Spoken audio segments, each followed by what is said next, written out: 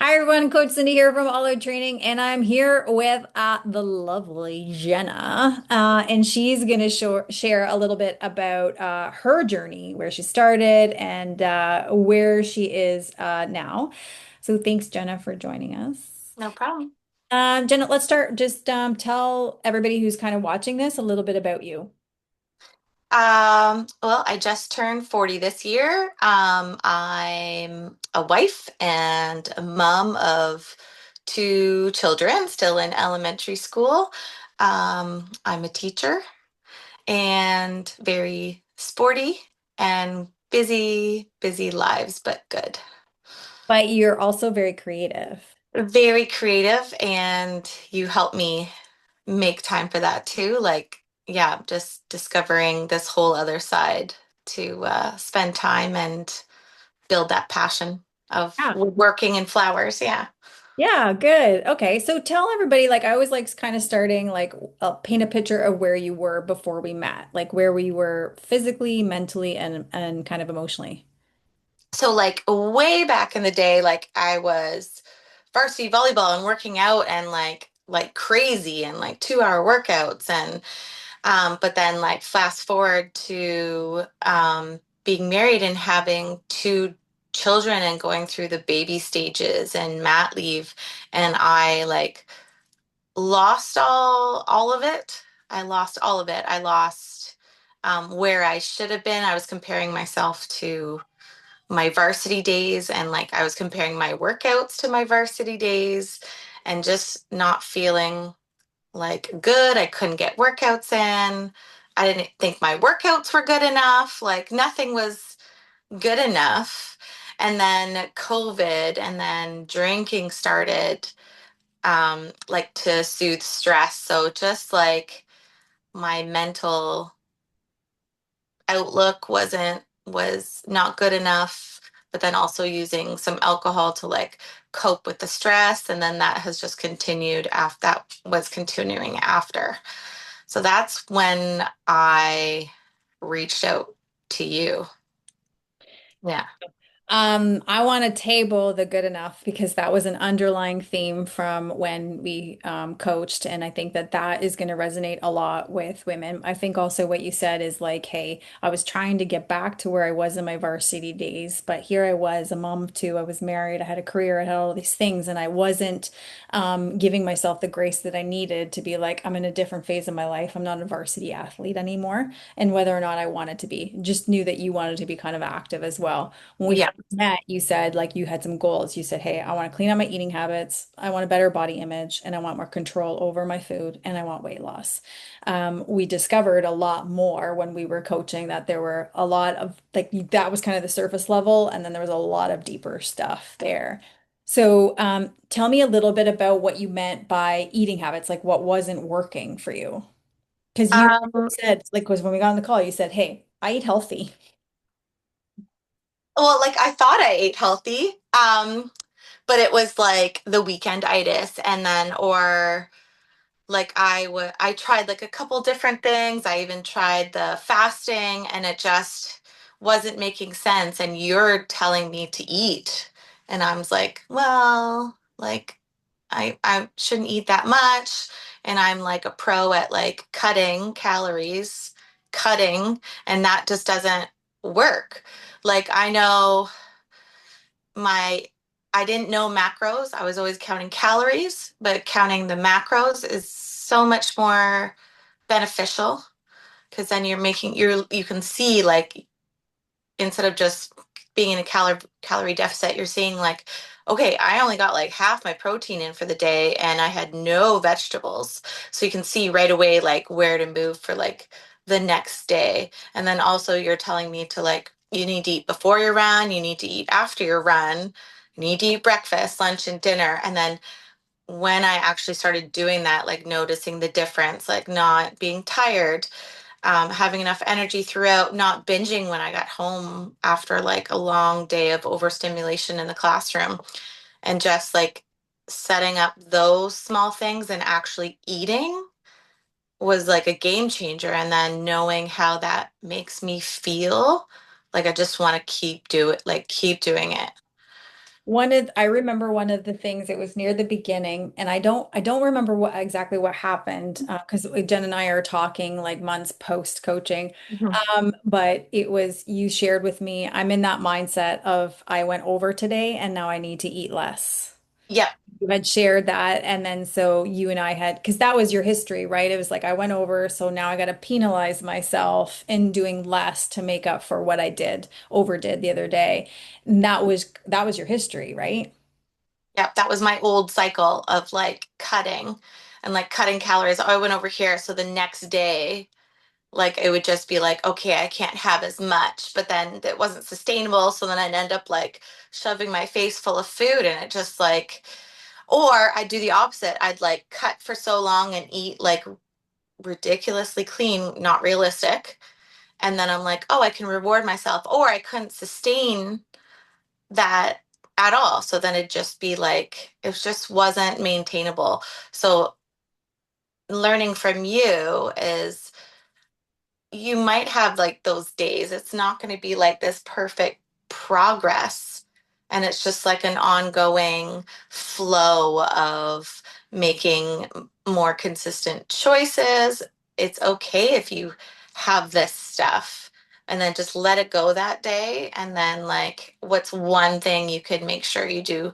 What's one of your habits that just reflect on you could do a little bit better tomorrow? Like, it didn't have to be this big, perfect day Yeah. like Yeah. that. Yeah, yeah. And then what felt out of control for you with when it came to food? Um, I think I didn't get that I could eat. So like eating breakfast and lunch and dinner and a snack and then eating before and after my run, like those protein, it just felt like too much. So I was nervous that it wasn't going to work. So I really had to like lean into you and trust you, and it's working amazingly. Yeah. So Jenna had just started running just previous to our, like, there was a group of ladies in her neighborhood, and they were like, hey, let's like hold each other accountable and start running. So you had just started running. And so one of the things that we started doing then is fueling your runs like you had said. And then all of a sudden the goal was I want to do a 5K. And then the goal was like that felt really great. And now I'm working towards 10K. And there were a couple of times where you were on the run and you were like, I didn't feel good. And then we broke it down. Why didn't you feel good? One of the times was like I was comparing myself to everybody else. That felt like they were running faster or felt like they were easier. Another time it was like I didn't feel good in my body. And then we kind of made the connection. Well, it was digestion. You hadn't gone to the bathroom. Yeah, yeah. And also like I would usually quit then. I Mhm. would usually quit, or I would be off of it for a few weeks as soon as I'd have like a bad run or something like that. And talking to you after and figuring it out, okay, was it food? Okay, yeah, I didn't eat anything before I went, so try this. And then fueling like after too, like you realize, yeah, I was really bloated the one day and it was just, that's all it was. Like, and it's okay if you have a slow run, like I'm realizing that's okay. That's not normal. And I attributed it to being lazy and like it was me. But even now that I feel better, I still have some slower runs and off runs. And that's just all part of this normal flow. It's nothing to do with You. me. Yeah. Just like, yeah. Which brings me back to this like whole kind of theme. So it's not uncommon when I start coaching women that they think it's just about the food and the exercise. Let's just get it right. And for some people, it is. And for majority of people, that's the easiest thing. That once it clicks, it's like that's the easiest thing. What's really hard is the mindset stuff, the story we keep telling ourselves, the dialogue that keeps happening in the background. And one of the stories that you had was, I'm not good enough. I'm not good enough to be in pictures. I'm not good enough to stick to a plan A because you always had a plan B. You always had an exit. And you weren't really, even though you had tried a lot of things, you hadn't really looked at that mental dialogue. No. And when we met with a group of your women, and that was one of the things that we touched on, I just realized how many of us think that we're not good enough. And it was kind of just like a wake up call, like, this is exhausting. Like, us women, like, we deserve way better. Like, this is exhausting. Like, enough of this. Like, look how amazing we could be. And I was so thankful that you uncovered much more than just here's your food plan, here's your exercise plan. Like, you really got to the depth of it all. And until you get to the depth of it all, this is not going to change. Like, you really have to lean into help wherever that may be with you is the best choice anybody could make, because you really uncovered it all and then helped me change my like good enough status. Like, I am good enough. I'm doing it all. Like, there's so many balls in the air right now, and you're doing it all. And a slow run doesn't mean you're lazy. And just because you didn't have your one workout does not mean you're lazy, or you had a cookie doesn't mean you failed that day. That's normal. It's like, what little thing can you do? Okay, drink your water, count your macros, reflect at the end of the day. How'd it go? Okay, move on to the next day. Yeah. Like, just make it so much simpler. And a lot of that came from like you had an ingrained story because of the way you grew up. Like there was a lot of influences around you that made you feel insecure, let's say in your body, or fueled that not good enough story. And once we kind of connected the dots and we went into the mindset stuff, you were able to share some of those stories to be like, well, now I understand. Now that I understand and I see that. This is the story that I've been validating. That's not mine to carry anymore. Yeah, like the body image, since like we're talking grade one body image issues and just like heavy, heavy stuff. And I can't believe that the where I am, I had this like certain weight in my mind that I wanted to be super tiny. But then as we go through this, it's like where I am right now is nowhere near that initial silly weight. I feel like so good now. Like, I don't even need to, that's like gone. Like, I feel so good now. And I didn't think that I would feel good at this. Like, this weight is normal. But like, if you talked to me 4 months ago and said, this is where you're going to be and you're going to feel amazing, I'd be like, that's not good enough Yeah. again. But then I feel so good right now. And that body image issue has like that perspective has changed because you really ask the deep questions and what really matters. Yeah. And there was one time where you called me out. You're like, "Hey, your question is triggering me right now." Yeah. And then I was like, "Thanks so much for sharing. Let's go there, right?" And then that was like I felt like that was another shift or another gear that we reached because it was like what's underneath all of this here, right? Well, I think since like our that very first initial call with you, before I had even like officially signed up, we had this amazing phone call and you just created that space to let me say that. See, I'm already getting emotional again, but you just created that like I'm here for you for all of that emotional stuff too. And I think that's what really made the change is having that space that I could share that with you because that's like some of my deep dark secrets and beliefs that I hold into myself. Yeah. For me to let it out just felt hard, but really good. Yeah, and not only to let it out, I would say like, hey, that was the first time you were connecting it to the whole food thing, the body image thing, the exercise thing, like it was all connecting for you. What And was the point in the coaching journey where you were like, holy shit, this is working? um, I think when I thought I had like a bad couple days and I didn't want to step on the scale and I was avoiding it and you're like just get on it and it wasn't like as bad as I thought and the scale isn't everything And then, but it's part of that journey. Like I just wanted my journey to be like weight loss, straight line down. I didn't want to see like the, oh, I've messed up.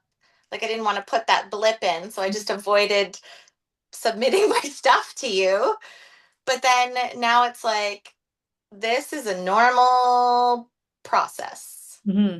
Yeah. And what was validating was when you did do it and it wasn't as bad, you were like, wait a minute, I don't have to have 100% perfection to get Yeah. there. To like maintain. Yeah. Yeah. Like I thought like I'd have like a bad day and then be up like 5 pounds or I don't know. Like yeah. I Yeah. don't I thought you'd have to be more perfect. Yeah. Yeah. I like that you said that more perfect. Okay, so for most women, for a lot of women, what they see is like the health and fitness is over here, and then everything else in life is over here. It's very siloed over here. And that's how you had approached kind of everything. Is like I'm doing my thing here. And but this journey was different. So how did it shift your relationship with your boys and with your husband Brent? um like with fitness or with everything. With you're changing and you're doing all of the things. So how do you show up now? Oh, like I show up by getting my stuff and leaving them and doing my thing and then coming back to like Lockie and Kaya and Brent. Like I just feel like life is actually better. Like I was afraid to take off that time because I just want to be with them and I didn't think I could take the time for me because I'm used to and I was told a story that we have moms have to give up everything for them. But when you give up everything, you give up yourself and your health, and it actually like changes your mindset. So giving yourself that time to meal prep and food prep and grocery plan and work out, like I'm more patient. Um, I have more energy for them, which you need a lot of. And like I feel like Brent and I are even closer if that's possible. Like we're really solid as is, but me opening up, just asking if it's okay if I go with you to coach and get you on as a coach was a huge breakthrough as well. And then him just saying yes right away was, I think, like just bonded us even closer and we're together more often too. I don't know. And then teaching, I just feel like I have more energy, which is crazy to say out loud because teaching is so overwhelming and but I just feel like I have more energy for my kiddos in the classroom and I just yeah, so making that time for yourself is like a non-negotiable. That's what you talked about too. Yeah. Having non-negotiable, it changes your life. What are you most proud of? Ah, my change in my mindset, I think. Like being open to air out all the beliefs that I had to you and then taking on a completely new mindset, which I like. I've struggled with this for like grade one, I was 6 or 7. So it's like 34 years of this crazy bad body image outlook Mhm. and just being brave enough to air it all out to you. And thank you for taking that on. And then yeah, changing that. I think that would be, I'm like not like, of course, the 5K and the running and all that is awesome, but being able to change that outlook has Yeah. changed everything. I think it's also important to share that when we were approaching the end of our coaching, some of those old feelings creeped in, like you're like, I got it, I'm solid. And then we were approaching the end, and there was a bit of that self-sabotage Oh, that I panicked. yeah, you started to panic a bit, and then we had to regroup. We had to stay a little bit longer in the coaching to kind of give you that space to finally get to a place. And I don't want to say finally in the sense of like it took a long time. It was just like like you were like, I got it, I'm solid. And then it went into panic. Yes. And you just like, let's just share that honesty there because that does. Yeah. Because I was like, okay, I'm feeling good. It was like we were doing, I feel like it was going really well. Like the last, like I was like getting solid, feeling good about myself, feeling good about like journaling and reflecting and like doing this on my own and not posting to you as much because I was like, I can do this.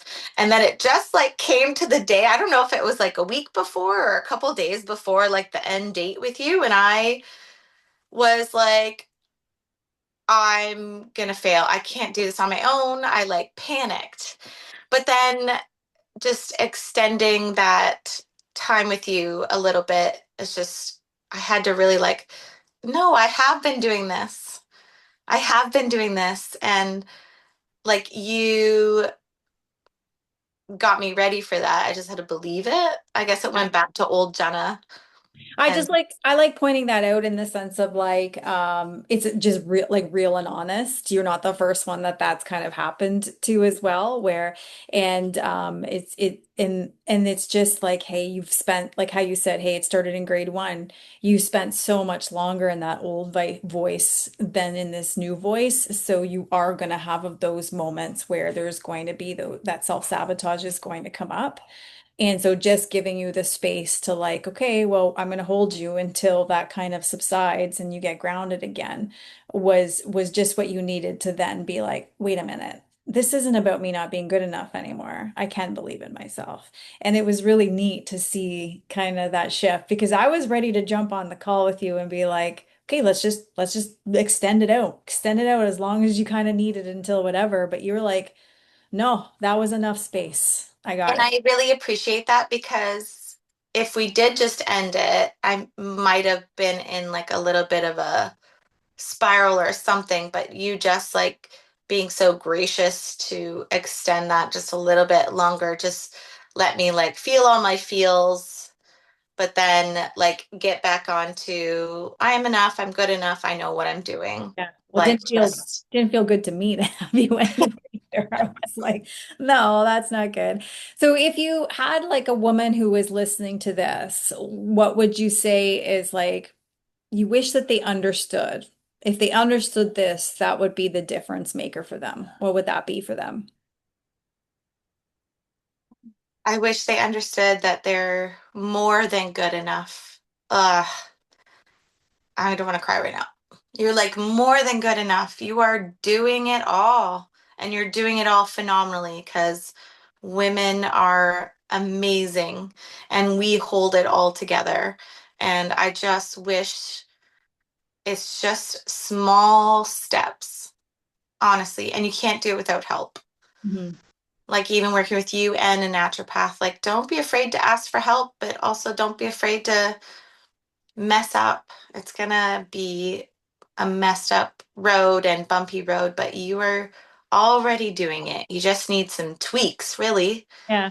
And it's interesting when you say mess up because when you think about you raising your kids, it hasn't been perfect, right? There has been mess ups, or even with you and Brett, that there's been mess ups, even you starting your career. But it's like in this journey, we expect it to be perfect, no mess ups. 100%. Even in my classroom, I'm like in the middle of math. I'm like, okay, are we allowed to mess up? Yep. And they all know now. Like that's my little mantra in my classroom.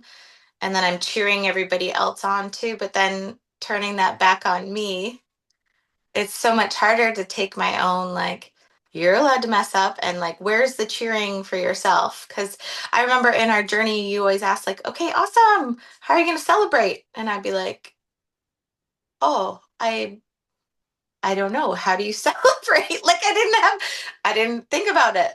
I didn't know what to do. You Yeah. had to give me suggestions on how to celebrate, and I I was like did pretty much for every woman because usually we celebrate with food, right? It's yeah, just go like to. night out or something. Yeah, but it's like, no, I'm gonna go buy some new running tights now. That's how I'm gonna celebrate. Yeah.